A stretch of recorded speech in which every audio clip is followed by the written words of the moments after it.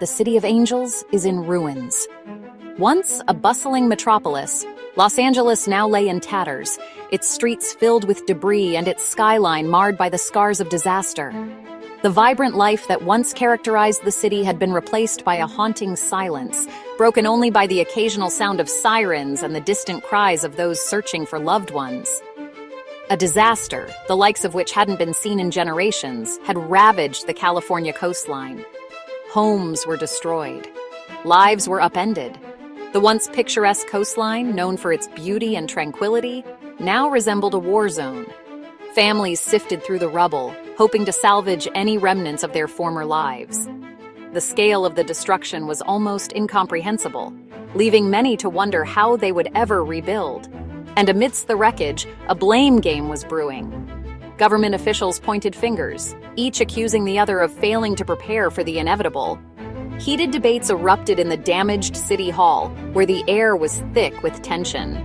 Community members, desperate for answers and solutions, found themselves caught in the crossfire of political infighting.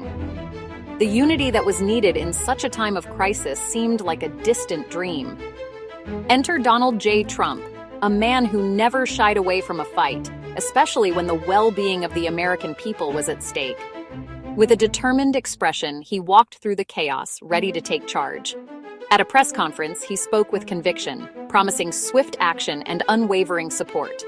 Addressing a crowd, he assured them that help was on the way and that no stone would be left unturned in the effort to restore their lives. He had seen the images of devastation, heard the desperate pleas for help, and he wasn't going to stand idly by. The cries for assistance echoed in his mind, fueling his resolve to act. Emergency workers were already on the ground, responding to calls and doing their best to manage the crisis. But the scale of the disaster required more than just a reactive approach. It needed a leader who could mobilize resources and cut through the red tape. This wasn't a time for empty promises and bureaucratic red tape. The people of California needed real solutions, and they needed them fast. Frustrated citizens, already dealing with the trauma of loss, found themselves entangled in a web of paperwork and procedural delays. Officials sat in meeting rooms buried under stacks of documents, while the clock ticked away precious time. The inefficiencies of the system were laid bare, and the need for decisive action was more apparent than ever. This was a time for action.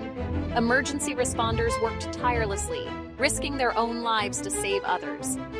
Community leaders stepped up, organizing relief efforts and coordinating with volunteers. Aid was distributed in disaster zones, bringing a glimmer of hope to those who had lost everything. The spirit of resilience and solidarity began to shine through the darkness as people came together to rebuild not just their homes, but their communities. And at the forefront of this effort was a leader determined to see it through to the end. The scene was tense. The air was thick with anticipation and anxiety, as if the very walls of the room were closing in. Every face around the table was etched with worry, each person acutely aware of the gravity of the situation. The city was on the brink, and everyone knew it. Mayor Karen Bass, clearly out of her depth, sat across from the president. Her eyes darted nervously around the room, searching for answers that seemed just out of reach. She had been thrust to protect the people, and she failed. The weight of the city's problems bore down on her shoulders, and it showed. Trump, his face a mask of steely determination, wasted no time in addressing the elephant in the room, or rather, the mountains of debris piled high on the streets outside. His voice cut through the tension like a knife, each word landing with the weight of a sledgehammer. He spoke of the decay, the neglect, and the sheer scale of the disaster that had befallen the city. He spoke with the raw, unfiltered anger of a man who had seen enough suffering. His words were not just a critique, but a call to action, a demand for accountability. The room was silent, every ear tuned to his impassioned speech. He painted a vivid picture of a city in ruins, a place where hope had been replaced by despair. He spoke for the forgotten men and women of Los Angeles, the ones who felt abandoned by their own elected officials. These were the people who had been left to fend for themselves in a city that seemed to have turned its back on them. His words resonated deeply, striking a chord with those who felt voiceless and unseen. The room was filled with a sense of urgency, a collective understanding that something had to change, and it had to change now. "This is unacceptable!" Trump boomed, his voice echoing through the room. The frustration was palpable, not just in his words, but in the very air of the meeting room. The disaster had left the city in ruins, and the slow pace of recovery was a bitter pill to swallow for everyone involved. He slammed his hand on the table, rattling the stacks of reports that detailed the city's agonizingly slow progress in debris removal. Each report was a testament to the inefficiency and bureaucratic red tape that had plagued the recovery efforts. The frustration was not just about the debris, it was about the lives that were still in limbo. Weeks had passed since the disaster struck, and still, mountains of wreckage choked the streets, posing health hazards and hindering any hope of recovery. The debris was more than just physical obstruction. It was a constant reminder of the tragedy that had befallen the city. The streets, once bustling with life, were now filled with the remnants of what used to be. Trump, a builder by nature, understood the urgency of the situation. He knew that every day the debris remained was another day lost in the race to rebuild. His background in construction made him acutely aware of the challenges, but also the possibilities. He saw the potential for recovery, but it was being stifled by the mountains of debris that still littered the city. Every day that passed with debris piled high was another day that families were denied the chance to rebuild their lives. The emotional toll was immense. Families were living in temporary shelters, children were unable to return to their schools, and businesses were struggling to reopen. The community's spirit was being tested, and the frustration was growing. The mountains of debris were not just physical barriers. They were obstacles to hope and recovery. Despite the overwhelming challenges, there were glimmers of hope. Volunteers from all over the country had come to help with the cleanup efforts. Community members banded together, determined to reclaim their city from the wreckage. The spirit of resilience was strong, but the need for more coordinated and efficient efforts was clear. The frustration was a call to action, a demand for better leadership and faster progress. The government officials knew that the eyes of the nation were on them. The pressure to deliver results was immense. Plans were being made, strategies were being discussed, but the clock was ticking. The mountains of debris were not just a physical challenge. They were a test of leadership and resolve. The frustration in the room was a reflection of the urgency felt by the entire city. Slowly but surely, signs of progress will begin to emerge. Buildings are in need of reconstruction, and surely the city will start to show signs of recovery. The journey is far from over, but the determination to overcome the mountains of debris and frustration was unwavering. The city needs to be on a path to recovery, driven by the collective will of its people and the relentless push for progress.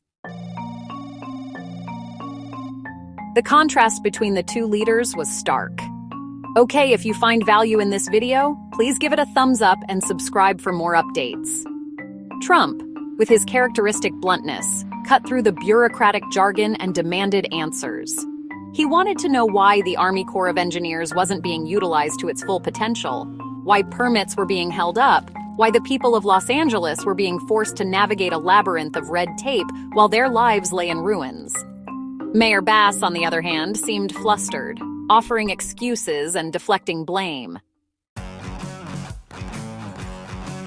"We need help now!" Voices from the rubble. The frustration in Trump's voice mirrored the sentiments of countless homeowners left stranded by the city's inaction. "We lost everything!" cried one woman, her voice cracking with emotion. "Our home, our memories, everything gone. And still we wait for help." Her words, a heartbreaking echo of countless others, hung heavy in the air. These weren't just statistics on a report, these were real people, American citizens who deserved better. A federal helping hand, Trump takes charge. Trump listened intently, his face etched with empathy.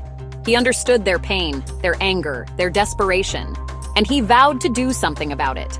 This wasn't a time for partisan politics, he asserted. This was a time for unity, for action, for results.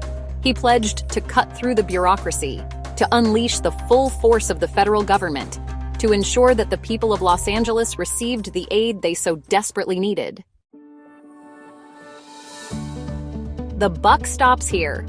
A new era of accountability? The meeting, though heated, marked a turning point. It exposed the failings of local governance, the dangers of bureaucratic inertia, the very real consequences of inaction. But more importantly, it served as a potent reminder of the power of leadership, the importance of accountability, the unwavering spirit of the American people. America needs a leader like Trump, strong and decisive. In times of crisis, true leaders emerge. They don't shy away from challenges, they confront them head-on. They don't offer empty platitudes, they demand action. They don't accept excuses, they demand results. Donald J. Trump once again proved that he is that leader. His unwavering commitment to the American people, his no-nonsense approach to problem-solving, his unwavering determination to put America first, these are the qualities that define true leadership. Stay informed, stay engaged. The fight continues. The road to recovery would be long and arduous, but with leaders like Trump fighting for them, the people of Los Angeles could find hope amidst the ruins. Stay tuned for more updates on this developing story and the ongoing fight to rebuild our communities. Remember, your voice matters. Like and subscribe to stay informed and engaged in the issues that matter most.